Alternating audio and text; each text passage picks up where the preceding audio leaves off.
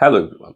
Summer use করার জন্য একটি ফ্রেশ, রিল্যাক্সিং, অ্যারোমেটিক পারফিউম যদি আমার পছন্দের কথা জিজ্ঞেস করা হয়, আমি কিন্তু নির্দ্বিধায় সবসময় বেছে নেই YSL Y EDP এই পারফিউমটিকে। ২০১৮ সালে সিনিয়র পারফিউমার ডোমিনিক রোপিয়ান এবং ক্লিয়ার লেজেন্ড দুজন মিলে হচ্ছে এই পারফিউমটি YSL এর ব্যানারে মার্কেটে লঞ্চ করেন। তারপর থেকে কিন্তু পুরো বিশ্বজুড়ে এই পারফিউমটির একটি আলাদা রকম আবেদন রয়েছে। যারা ইউজ করেন, বারবার ইউজ করছেন এবং সবসময় এখান থেকে একটা কমফোর্টেবল, ফ্রেশ এবং সিগনেচার ওয়ার্দি ডেইলি বেসিসে ইউজ করার জন্য একটি ভালো পারফিউম হিসেবে এটাকে বিবেচনা করে থাকেন। তো YSL Y পারফিউমটির আসলে কেন এত চাহিদা কিংবা কেন সবাই পছন্দ করেন? এটার ওপেনিং থেকেই স্প্রে করার পরে খুব সুন্দর একটা গ্রিন অ্যাপেল, জিঞ্জারি এবং বার্গামটের ভাইব পাওয়া যায়, যেটা আসলে খুব বেশি প্রশান্তিদায়ক একটা অনুভূতি দেয়। ড্রাই ডাউন হতে, হতে এখান থেকে একটু হচ্ছে ওই জেরানিয়াম, দেন জুনিপার বেরিজ এর একটা গ্রিনিশ নোট এবং আলটিমেটলি ড্রাই ডাউনে এখান থেকে একটা সিডার উড, অ্যাম্বার উড এরকম একটা উডি অ্যারোমেটিক কম্বিনেশন পাওয়া যায়। পারফরমেন্স প্রজেকশন বেশ ভালো। প্রজেকশন মোটামুটি এটা ২ থেকে ৩ ফুট পর্যন্ত ছড়ায় এবং ওল্ডার যে ব্যাচগুলো ছিল সেগুলোতে কিন্তু লনজিভিটি আমি মোটামুটি ৬ থেকে ৭ ঘন্টা অনায়াসে পেতাম। তো ইদানিং যেটা হয়েছে যে এই YSL Y এর প্রাইস রেঞ্জটা আগের চেয়ে অনেকটা বেড়ে গিয়েছে। আপনাকে ফুল প্রেজেন্টেশন কিনতে হলে মোটামুটি ৳12,000 আশেপাশে একটা অ্যামাউন্ট খরচ করতে হবে। এবং একেবারে রিসেন্ট ব্যাচগুলোতে একটা জিনিস আমি লক্ষ্য করেছি যে এখানে একটু পারফরম্যান্স ইস্যু দেখা যাচ্ছে। বিশেষ করে যে লাস্ট ব্যাচটা আমার হাতে এসেছে সেটার লনজিভিটি কিন্তু মোটামুটি আ ৩ থেকে ৩.৫ ঘন্টার মতো আমি পাচ্ছি। যদিও প্রজেকশনটা বেশ আগের মতোই ভালো। তো অনেকে যেটা হয় যে এই YSL Y এই সেন্ট প্রোফাইলটা পছন্দ করেন কিন্তু এই এক্সপেনসিভ প্রাইস রেঞ্জের কারণে একটা চিপ অল্টারনেটিভ খুঁজে থাকেন। আজকের ভিডিওর মূল উদ্দেশ্য হচ্ছে এই YSL Y এর একটা বাজেট রেঞ্জের ভেতরে চিপ অল্টারনেটিভ যেটার পারফরম্যান্স ভালো এবং যেটা সেন্ট প্রোফাইল মোটামুটি কাছাকাছি। তো YSL Y এর যদি কোনো একটা অল্টারনেটিভ ক্লোন হিসেবে চিন্তা করতে যাই, শুরুতেই যে এই পারফিউমটার কথা চলে আসে সেটা হচ্ছে লাতাফার ফাখার ব্ল্যাক এই পারফিউমটি। প্রেজেন্টেশনটি খুবই সুন্দর, একটা বক্সের ভেতরে এটা আসে। দেখতে একটা টিপিক্যাল মিডল ইস্টার্ন ডেজার্টে যেরকম ওয়াটার বোতল মানুষ ক্যারি করে থাকেন, সেরকম একটা বোতল। দেখতে আমার কাছে বেশ ভালোই লাগে। পেছন দিকে কালো রঙের একটা টেক্সচার আছে এবং সামনে সিলভার। আ এই পারফিউমটা লঞ্চ হয়েছিল সম্ভবত ২০২২ সালের শুরুর দিকে। 100 ml এর একটা পারফিউম। বাংলাদেশে এটা পাওয়া যায় হচ্ছে ৳২৪০০ থেকে ৳২৬০০ প্রাইস রেঞ্জের ভেতরে। তো ফাখার ব্ল্যাক এর যেই ওপেনিংটা সেটার সাথে কিন্তু YSL Y এর যে ওপেনিং অর্থাৎ গ্রিন অ্যাপেল, জিঞ্জার, বার্গামটের যে ভাইবটা সেটা খুব সুন্দরভাবে ম্যাচ করে যায়। অর্থাৎ ওপেনিং এ এটাকে YSL Y এর একটা 1:1 ক্লোন হিসেবে ধরা যেতে পারে। আগের দিকে যে পারফিউম গুলো ছিল, ফাখার ব্ল্যাক এর যে ব্যাচ গুলো ছিল সেটা লনজিভিটি মোটামুটি ৬ ঘন্টার কাছাকাছি থাকলেও রিসেন্ট ব্যাচগুলো নিয়ে একটু কমপ্লেইন শোনা যায় যে এখানে একটু পারফরম্যান্স ইস্যু আছে। হয়তো ৪ ঘন্টার আশেপাশে থাকে। এটার ওপেনিংটা YSL Y এর সাথে খুব ভালোভাবে ম্যাচ করলেও যেটা সমস্যা হয় যে ড্রাই ডাউন এ এটা একটু ল্যাভেন্ডার হেভি এবং অ্যাম্বার উড হেভি হয়ে যায়। যেটার কারণে একটু বেশি প্রমিনেন্ট সুইট একটা নোট এখান থেকে আসে। অর্থাৎ এই মিডল ইস্টার্ন যে ভাইবটার দিকে এটা টার্ন করে সেটার জন্য অনেকে কিন্তু ফাখার ব্ল্যাক এর ড্রাই ডাউনটাকে পছন্দ করেন না। এবং রিসেন্টলি যে একটা পারফরম্যান্স ইস্যু হচ্ছে সেটার কারণেও এটা আসলে আগের চেয়ে অনেকটাই আবেদন কমে গিয়েছে বলে আমি মনে করি। এবং YSL Y এর যে একটা সুন্দর উডি ড্রাই ডাউন ছিল সেটাও কিন্তু এখানে অ্যাবসেন্ট। তারপরেও যদি হচ্ছে এরকম ৳২৫০০ রেঞ্জের আশেপাশে একটা YSL Y এর মতো ওপেনিং ওয়ালা সুন্দর ফ্রেশ ক্রিসপ গ্রিন অ্যাপেলের ফ্রেশ ওপেনিং সহ একটা পারফিউম আপনারা খুঁজে থাকেন, সেই ক্ষেত্রে ফাখার ব্ল্যাক এখনো অনেকেই পছন্দ করেন। আরেকটি অল্টারনেটিভ যেটি রিলিজ হয়েছে ২০২৩ সালে সেটি হচ্ছে আরমাফ ওডিসি মেগা ইডিপি। এই পারফিউমটির আসলে প্রেজেন্টেশন আমার কাছে খুব একটা পছন্দ হয় না। একটা ফ্লাস্কের মতো উপরে একটা এই যে ফক্স লেদার রেক্সিং এর একটা কাভারেজ। প্রেজেন্টেশনের পাশাপাশি যদি আরেকটা ব্যাপারে অভিযোগ করতে যাই তাহলে আমি বলব এটার অ্যাটমাইজার এর কথা। এটার স্প্রেটা খুব একটা স্ট্রং নয়। একসাথে অনেকগুলো স্প্রে করতে হয় ভালোভাবে এপ্লাই করার জন্য। তো প্রেজেন্টেশন, স্প্রেয়ার কোয়ালিটি এগুলো বাদ দিয়ে যদি সেন্ট প্রোফাইলে আসি, ওডিসি মেগার যে ওপেনিংটা সেটার ক্ষেত্রে YSL Y এর সাথে একটা ডিফারেন্স রয়েছে। শুরুতে ৫-১০ সেকেন্ড পর্যন্ত একটা অ্যালকোহল ব্লাস্ট পাওয়া যায়, সেটা আপনাকে কনসিডার করতে হবে। স্পেশালি এটার প্রাইস পয়েন্ট হচ্ছে অ্যারাউন্ড ৳২৮০০ র মতো, ৳৩,০০০ নিচে। সো এই অ্যালকোহল ব্লাস্টটা একটু কনসিডার করা যায়। তবে ওপেনিং এ YSL Y এর সাথে যে একটা ডিফারেন্স নোটিস করেছি সেটা হচ্ছে এটা একটু লেমন এবং মিন্ট হেভি।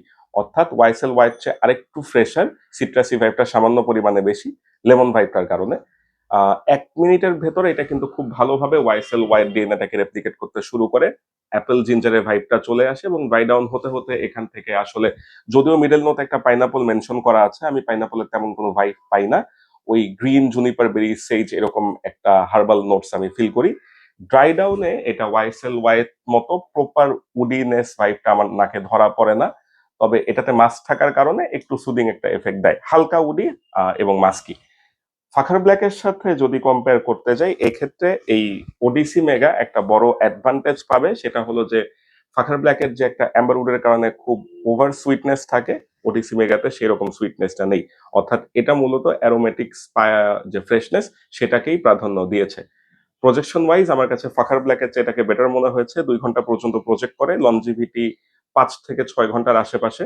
ফেব্রিকে আরেকটু ভালো পারফরমেন্স দেয়। ওয়াইসেল ওয়াইয়ের আরেকটি চিপ অল্টারনেটিভ হিসেবে মেসন আলহামব্রার একটি পারফিউম চলে আসে, সেটা হচ্ছে ইয়েম্যান ইডিপি। এই ইয়েম্যান ইডিপিটা কিন্তু ওয়াইসেল ওয়াইয়ের যে বটলটা সেটাকে খুবই ভালোভাবে কপি করেছে। হঠাৎ করে দেখলে আপনি বিভ্রান্ত হয়ে যেতে পারেন। ক্যাপটা একটু গোলাকৃতি এবং বটলের এই কালার গ্রেডিয়েন্টের সামান্য একটু পার্থক্য আছে, এছাড়া আসলে তেমন কোনো পার্থক্য নেই। মেসন আলহামব্রার যেই ডুবগুলো ক্রিয়েট করে থাকে সবগুলোই হচ্ছে বটল শুদ্ধ ভালো মতোই রেপ্লিকেট করে। তো এই ইয়েম্যানের সাথে ওয়াইএসএল ওয়াইয়ের একটা সিমিলারিটি হচ্ছে যে ওপেনিংটা বেশ হার্শ, তবে খুবই ভালো মতো কিন্তু এটা ডিএনএটাকে রেপ্লিকেট করেছে। আমি বলবো 90% ওপেনিং এ ম্যাচ করে যায়। ডিমেরিট একটাই, সেটা হচ্ছে যে আপনি আধা ঘন্টার বেশি এখান থেকে আসলে লঞ্জিভিটি পাবেন না। টেনে টুনে হয়তো 1 ঘন্টা পর্যন্ত পাওয়া যেতে পারে, অন্তত আমি যেটা পেয়েছি। আর প্রজেকশনের ক্ষেত্রে বলবো যে আছে, আধা ঘন্টা পর্যন্ত প্রজেক্ট করতে থাকে, সেটাও খুব মাইল্ড ভাবে। একটু সিনথেটিক ওপেনিং, 1600 থেকে 1700 টাকার একটা পারফিউম থেকে আসলে এরকম সিনথেটিক ওপেনিং নিয়ে কমপ্লেন করা যায় না। তবে পারফরমেন্স খুঁজলে আমার কাছে মনে হয় না যে ইএমআই একটা ভালো অল্টারনেটিভ। এবং এটা একটু লিনিয়ার টাইপের, খুব একটা নোটের ট্রানজিশন হয় না। গ্রিন অ্যাপেল জিঞ্জারি ভাইবটা ভালোই ফিল করা যায়। ড্রাই ডাউন একটু অ্যাম্বার উডের ফিল কিছুটা আসে। তবে সেন্ট প্রোফাইল ওয়াইজ আমি মনে করি যে এই 1600 টাকা দিয়ে এটা কিনা আসলে খুব একটা ওয়াইসেল ওয়াইয়ের জন্য ওয়ার্থি হবে না। এবার আসি 2025 সালের শেষ দিকে রিলিজ হওয়া আরেকটি পারফিউম, যেটার নাম হচ্ছে আর্মা অফ ডুনস্কেপ। খুব সুন্দর একটা প্যাকেজিং, স্কোয়ার একটা বক্স, উপরে একটু টেক্সচার আছে এবং ভেতরে যেই বটলটা সেটাও খুবই ইমপ্রেসিভ।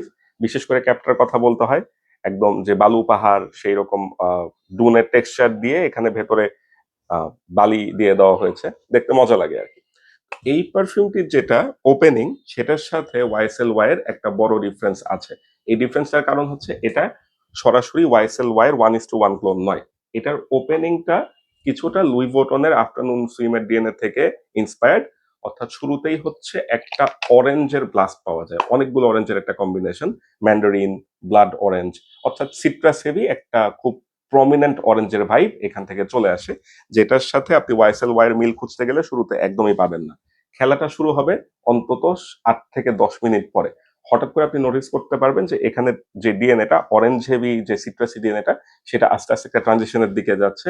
এবং খুব ইন্টারেস্টিং ভাবে ওয়াইএসএল ওয়াই এর যে ওপেনিংটা আমরা সবাই খুবই পছন্দ করি, ওই যে ক্রিসপি গ্রিন অ্যাপেল এবং জিঞ্জারের যে হেভিনেসটা, সেটা এখান থেকে খুবই প্রমিনেন্ট ভাবে আসতে থাকে। এই পারফিউমটির একটা স্পেশালিটি হচ্ছে নিউক্লিয়ার প্রজেকশন। 2.5 থেকে 3 ঘন্টা পর্যন্ত লাউড ভাবে প্রজেক্ট করতে থাকে। এবং লনজিভিটির ব্যাপারে যদি বলি, আমার স্কিনে আমি 8 ঘন্টার মতো পেয়েছি, যেটা একটা ফ্রেশ পারফিউমের ক্ষেত্রে খুবই স্পেশাল ব্যাপার। এবং ফেব্রিকে অন্তত 12 থেকে 14 ঘন্টা পর্যন্ত আমি এটা লনজিভিটি টের পেয়েছি। কোয়ালিটি ওয়াইজ এটা খুবই ভালো, ডিজাইনার পারফিউমের মতো আপনাকে এটা ফিল করাবে। যারা অরেঞ্জ নোটটা পছন্দ করেন না তাদের ক্ষেত্রে এটার ওপেনিংটা খুব একটা ভালো লাগবে না। 10 মিনিট পর্যন্ত সহ্য করার ক্ষেত্রে অনেকে একটু বিরক্ত হতে পারেন। স্পেশালি আবারও মেনশন করে দিচ্ছি, যারা একটু হেভি সিট্রাসি অরেঞ্জ নোটটা পছন্দ করেন না। তবে সেটাকে যদি আপনি টলারেট করতে পারেন, সেই ক্ষেত্রে ডুনস্কেপের পারফরমেন্স এবং সেন্ট প্রোফাইল ওয়াইজ ওয়াইএসএল ওয়াইয়ের একটা দুর্দান্ত অল্টারনেটিভ হিসেবে ধরা যেতে পারে। আর আমার মতো যদি আপনারা এই যে অরেঞ্জ নোটটা পছন্দ করে থাকেন তাহলে তো আরো ভালো। ওভারঅল পারফিউমটা আপনাদের কাছে পছন্দ হওয়ার সম্ভাবনা অনেক বেশি। এইটার প্রাইস রেঞ্জটা বর্তমানে হচ্ছে 3600 থেকে 3800 টাকার মধ্যে, যদি পারফরমেন্স বিবেচনা করে থাকেন এবং একটা সরাসরি 1:1 ক্লোন না হিসাব করে যদি একটু টুইস্ট ওয়ালা একটা ডিএনএ প্রেফার করেন, এই পারফিউমটা অবশ্যই রেকমেন্ডেড থাকবে। তো আজকের ভিডিও যদি সামারাইজ করতে যাই, সেক্ষেত্রে আমি বলবো যে ফাখার ব্ল্যাকটা বর্তমানে প্রাইস রেঞ্জ এবং পারফরমেন্স ওয়াইজ আমার কাছে একটু ইরিলেভেন্ট মনে হচ্ছে। যদি ওয়াইএসএল ওয়াই এর সরাসরি একটা 1:1 ক্লোনের কথা বিবেচনা করতে যান, সেক্ষেত্রে আমি অবশ্যই এগিয়ে রাখবো এই ওডিসি মেগাকে। অন্তত 2800 টাকা প্রাইস রেঞ্জের মধ্যে এটার চেয়ে ভালো অল্টারনেটিভ এখন খুঁজে পাওয়া টাফ। এবং আমার পার্সোনাল অপিনিয়নে যদি আমি রেকমেন্ড করতে চাই যে কোনটাকে আমার কাছে বেস্ট মনে হয়েছে, আমি ডেফিনেটলি আমার ব্লুমস্কেপের কথা বলবো because of the nuclear projection and the performance it provides. তবে ওই যে একটা টুইস্ট থাকে এবং একদম ড্রাই ডাউনে এটার মধ্যে উডি ভাইবটা একটু কম। এখান থেকে বরং আমি কিছুটা স্যান্ডেলউড এবং মাস্কের কম্বিনেশন পেয়েছি ড্রাই ডাউনে, এবং পুরো সময় জুড়েই কিন্তু এটা একটু ফ্রেশ যে ভাইবটা সেটা ক্যারি করতে থাকে। তো ওভারঅল এই ছিল আজকের ভিডিওর আলোচনা ওয়াইএসএল ওয়াই এর একটা চিপ বাজেট অল্টারনেটিভ নিয়ে।